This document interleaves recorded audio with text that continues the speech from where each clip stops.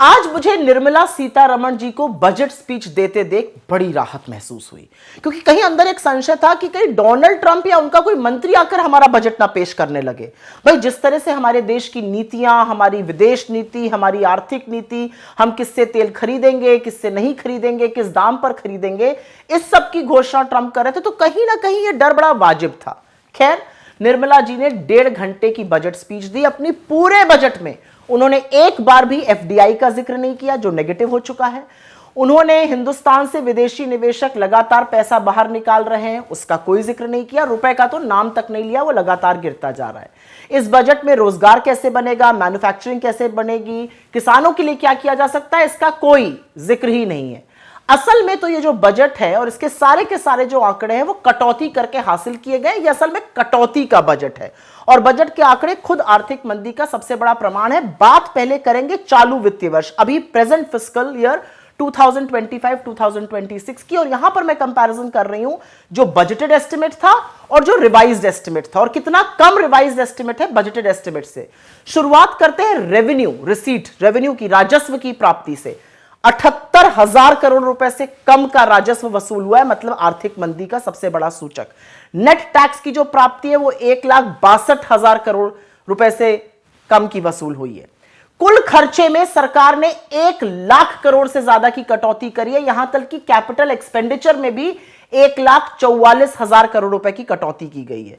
Health, स्वास्थ्य में करीब करीब 3,686 करोड़ की कटौती की गई है। शिक्षा का बजट 6,700 करोड़ से ऊपर का काटा गया है। कृषि क्षेत्र की में जो बजट की कटौती है वो 7,000 करोड़ के आसपास की गई है।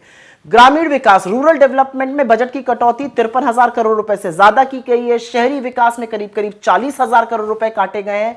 प्रधानमंत्री आवास योजना में 3,200 रुपए की कटौती हुई है। तो लगातार बजट कटता जा रहा है। जल जीवन मिशन और पेयजल में 50,000 करोड़ रुपए की कटौती हुई। आपको याद होगा, दूषित पानी पीकर लोग मर रहे हैं। लेकिन सबसे क्रूअल कटौती जो है वो एससी, एसटी और ओबीसी योजनाओं के बजट में की गई है। पीएम अनुसूचित जाति अभ्युदय योजना में 890 करोड़ का बजट काटा गया। ओबीसी छात्रवृत्ति में 690 करोड़ की कटौती की गई। दलितों के लिए पोस्ट मैट्रिक जो स्कॉलरशिप होती है उसमें 360 करोड़ रुपए काटे गए। ट्राइबल्स के लिए जो विकास का कार्यक्रम होता है उसमें करीब करीब 1,600 करोड़ रुपए की कटौती की गई। और अब बात करते हैं अगले वित्तीय वर्ष की, 2026-27 की, और इसमें मैं कंपैरिजन करूंगी जो बजटेड एस्टिमेट अगले वर्ष का है वर्सेस जो रिवाइज्ड एस्टिमेट, जो एक्चुअल खर्चा हुआ इस साल। तो किन किन स्कीम्स में पैसा काटा गया? खाद्य सुरक्षा में कम आवंटित किया गया है, यूरिया सब्सिडी में कम आवंटित किया गया है, गरीबों के लिए जो एलपीजी योजना होती है उसमें कम आवंटित किया है, फसल बीमा योजना में कम पैसा डाला है, विमान और एरो इंजन में कम पैसा है, नौसेना डॉकयार्ड परियोजना में कम पैसा है, वायुसेना के जो प्रोजेक्ट्स हैं उसमें कम पैसा है, और राष्ट्रीय सुरक्षा में जो टेक्नोलॉजी लगती है उसमें कम पैसा है। इनफैक्ट नेक्स्ट फिस्कल ईयर का जो नॉमिनल जीडीपी रेट है वो 10% अनुमानित किया गया, जो इस वित्तीय वर्ष से एक्चुअली कम है। तो यह स्पष्ट है कि बजट के आंकड़े सरकारी खर्चे में भारी कटौती करके हासिल किए गए। सरकार ने स्वास्थ्य में, शिक्षा में, कृषि में, सामाजिक कल्याण में, दलित, आदिवासी, पिछड़ों की छात्रवृत्ति जैसे महत्वपूर्ण क्षेत्रों के फंड काटे हैं। आप ये सोचिए कि इस देश के लोग दूषित पानी पी के मर रहे हैं, लेकिन सरकार को कोई परवाह नहीं है। जल जीवन मिशन और पेयजल में बजट का मात्र 2% जो आवंटित फंड था वो इस्तेमाल हुआ है। और ये जो 4.4% का फिस्कल डेफिसिट है ना, ये कोई खुशी मनाने की बात नहीं है। ये महत्वपूर्ण क्षेत्रों जिसमें केपेक्स भी शामिल है, कैपिटल एक्सपेंडिचर, उसको काटकर हासिल किया गया है। और अर्थव्यवस्था का सबसे मजबूत सबूत तो कम राजस्व है, जो लगातार कम हो रहा है। फिस्कल ईयर 27 के लिए जो घोषित करीब करीब 17 लाख करोड़ का हेडलाइन कैपिटल एक्सपेंडिचर है वो विश्वास नहीं जगा पाया, इसलिए मार्केट्स भी गिर गए। क्योंकि स्थिति साफ है, हर साल बड़े बड़े फिगर अनाउंस किए जाएंगे, कम कटौती करके खर्च किए जाएंगे। जैसे इस बार भी 1,44,000 करोड़ की कटौती कर दी गई। तो असल में जो फलसफा है, ये बजट ना तो गरीब के लिए है, ना मिडिल क्लास के लिए है, ना युवा के लिए है, ना महिलाओं के लिए है, ना किसान के लिए है।